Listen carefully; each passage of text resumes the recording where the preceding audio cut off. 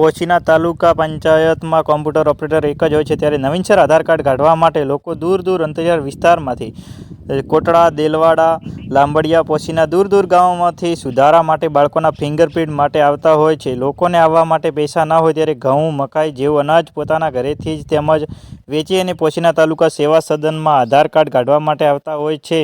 ત્યારે સવારથી જ ભૂખ્યા અને તરસ્યા નવીનસર આધાર કાર્ડ કાઢવા માટે લાઇનની કતારમાં જોડાઈ જતા હોય છે. ત્યારે એક મહિનો સુધી ધક્કા ખાય ત્યાં તો એ પણ આધાર કાર્ડ કઢાવી શકતા નથી. તેના નિમિત્તે સંયુક્ત નિધિ અધિકારી સમિતિના સાબરકાંઠા જિલ્લા પ્રમુખ શ્રી ભરતભાઈ જોશી અને પોશીના તાલુકા પંચાયત જયંતિભાઈ પંચાલ તેમજ તેમના મંત્રી શ્રી માનનીય સુરેશભાઈ જોશી, પોશીના તાલુકા મીડિયા શહેર પ્રમુખ ગિરીશભાઈ પ્રજાપતિ આ બધા તમામે મળીને પોશીના મામલતદાર સાહેબશ્રીને લોકોને મુશ્કેલી ના પડે તેના નિમિત્તે રજૂઆત કરવામાં આવી હતી.